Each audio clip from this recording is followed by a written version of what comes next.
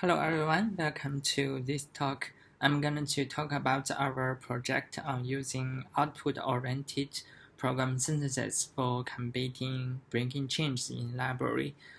This is a joint work between National University of Singapore and Microsoft. First of all, what is breaking change? As all of us may know, the use of third-party library is extremely common in application software.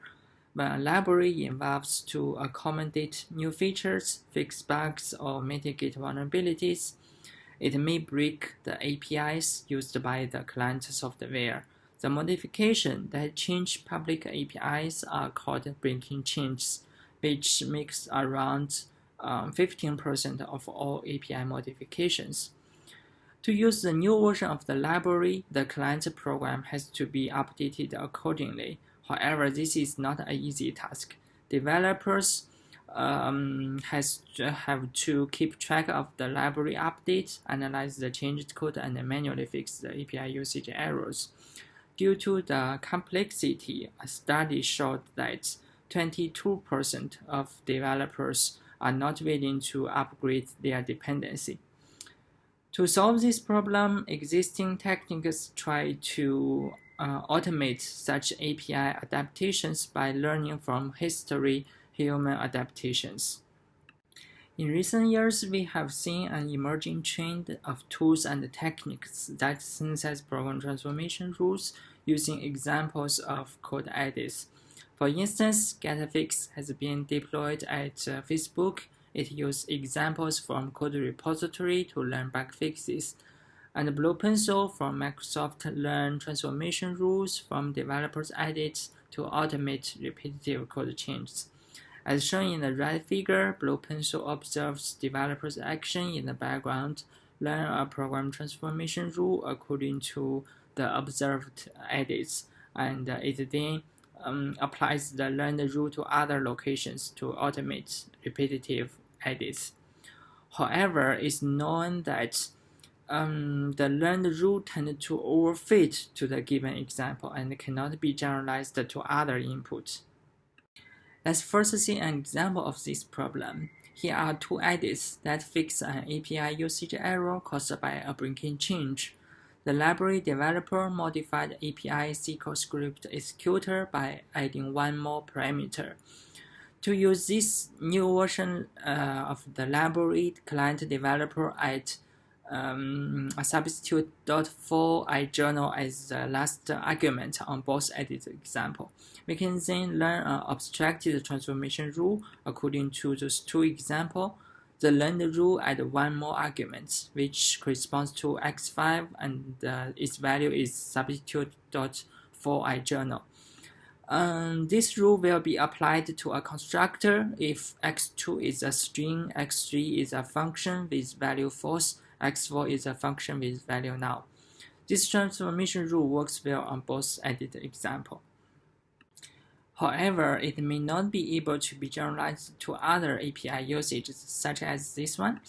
The transformation rule requires that x3 has a value false, but x3's value on this usage is true. It requires x4 must be null, but x4's value is now null on this case. Therefore, this transformation rule will produce a false negative on this case. To solve this problem, existing techniques have proposed several solutions. The first idea is to synthesize multiple valid transformation rules instead of only one, and then rank the learned rule according to some predefined heuristic. However, we noticed that heuristics not always work. The second solution is our previous work, semi-supervised synthesis, which learn transformations not only based on edit examples, but also some additional input. The additional inputs are a set of before transformation code that should be transformed by the synthesized rule. Hence, it can help find a properly generalized transformation rule. However, this idea is limited to help generalize the transformation rules on the input space. Apart from additional input, we also observe there are many additional outputs that can be utilized in the synthesis process. Compared with additional inputs, the additional outputs represent the code structure of the output of the after transformation codes. To utilize the additional output, we propose an output-oriented program synthesis, different from semi-supervised synthesis that take input as input-output examples and additional input. The output-oriented synthesis takes input-output examples and additional output. Our main insight here is that the additional outputs are also embedded with human intelligence on how to use the updated library. The first step of our approach is to find the useful additional output from the large candidate additional output pool.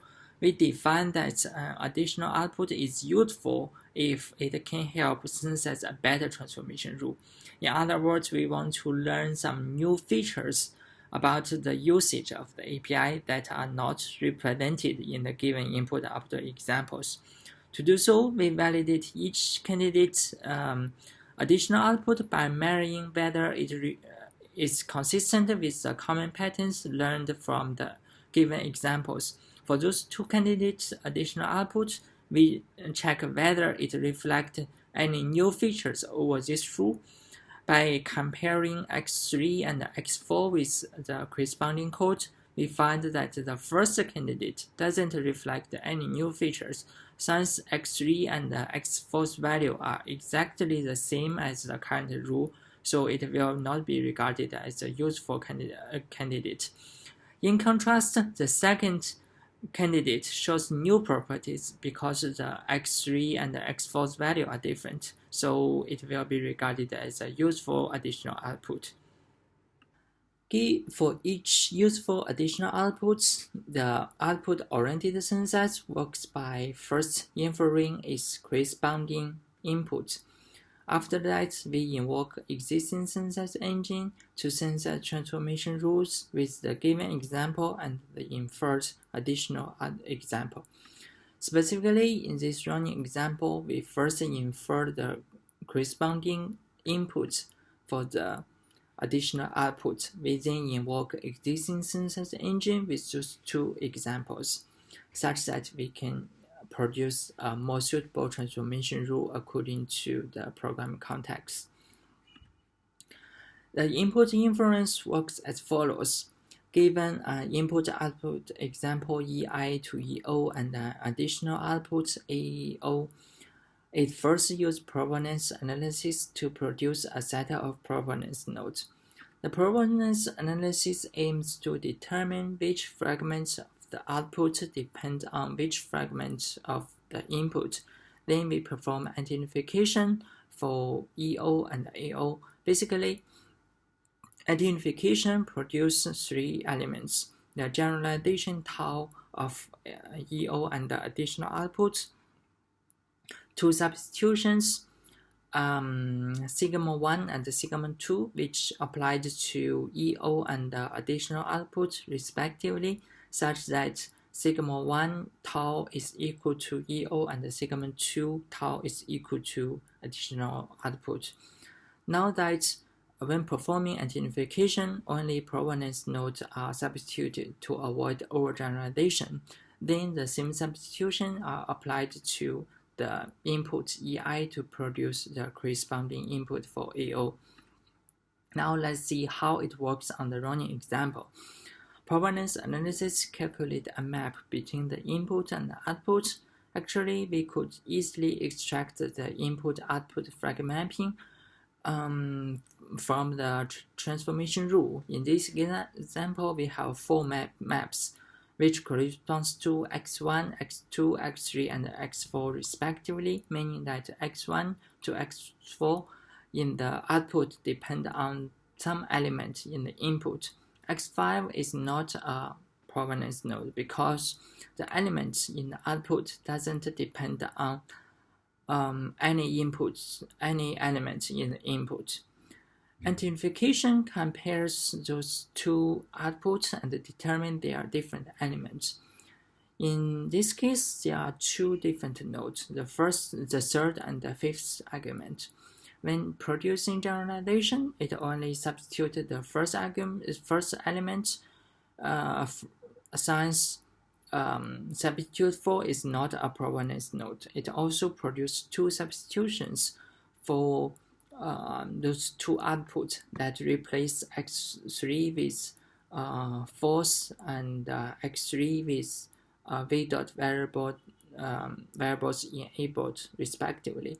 Later, we apply the same substitution to the example input and to produce the corresponding input for the additional output.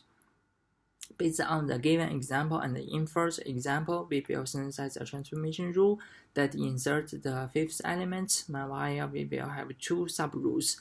In the first subrule, it will insert substitute for, and if the third argument is false, and in second subrule, it will insert c.journal if the third argument is c.variable enabled. In this case, the additional output helps us to infer the second subrule. We apply the output-oriented synthesis for API usage adaptation. Specifically given an library and its clients, we first mine the human adaptations from library itself and from the clients that has already been adapted to the new library version. At the same time, we also mine the usage of the new library version, which is after transformation code, and the usage of the old library version, which need to be transformed. We utilize our technique to synthesize transformation rule based on human adaptations and the new usages. And then we apply the synthesized rule to automatically transform the old usage. The transformed code are then sent to developers as edit suggestions via IDE or GitHub or Git pull request. We evaluate our technique on a set of API adaptations and measure its effectiveness in generating correct code transformations. We mine a dataset which includes 109 API adaptations that have already been adapted by real developers. We split the dataset into training set and the testing set. The training set combined with additional output are used to synthesize transformation rule, and the testing set are used to validate the inferred rule. We measure the syntactic and semantic equivalence between the auto-generated code with developer code. Our results show that our technique achieves 91% accuracy. We then evaluate our idea on thousands of API usages that need to be adapted. Given human adaptation and new usage of API, we evaluate the precision and recall of our technique. We compare our tech approach with semi-supervised synthesis and RFC. Semi-supervised synthesis transformation rules based on examples and additional input, and the RFC on synthesis rules just based on input-output examples. Our technique improves both precision and recall over RFC. Compared with semi-supervised synthesis, our technique significantly improves the precision while doesn't significantly affect the recall. The main reason is that additional output gives us more information on how to use the updated API. In summary, breaking changes widely exist in library maintenance, and the client developers are not willing to upgrade their library. We propose a new technique that synthesizes transformations based on both human adaptation and additional outputs. Evaluation show that we achieve better results than existing techniques. That's all my presentation. I'm glad to take questions.